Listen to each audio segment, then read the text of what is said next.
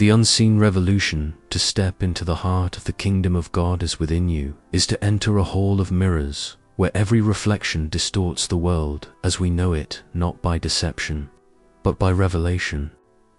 Tolstoy's work is not a mere argument. It is an excavation, peeling back the layers of what we call civilization to expose the raw nerve of truth beneath.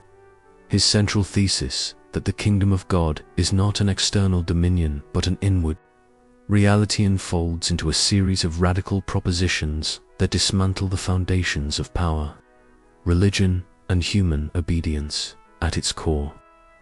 The book is a meditation on the nature of true Christianity, stripped of institutional corruption and returned to its essence, the law of love. Tolstoy does not approach this as a theologian passing doctrine, but as a pilgrim who has wandered through the wastelands of state and church, only to find that the promised land was never lost, it was merely buried beneath centuries of compromise.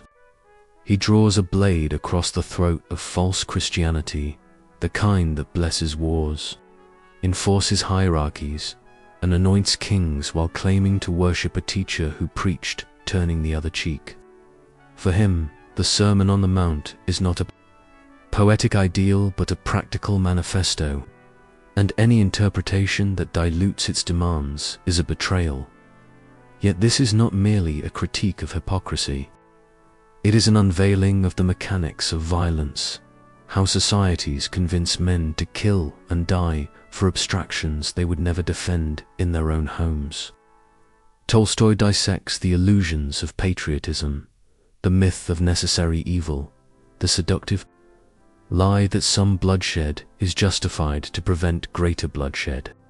He exposes the machinery of the state as a kind of collective hypnosis, where individuals surrender their moral autonomy to the chant of duty, honor, and order. The soldier who would never murder his neighbor becomes a patriot when handed a uniform. The Christian who cherishes "thou shalt not kill" makes exceptions for wars blessed by priests. The kingdom of God, Tolstoy insists, recognizes no such exceptions.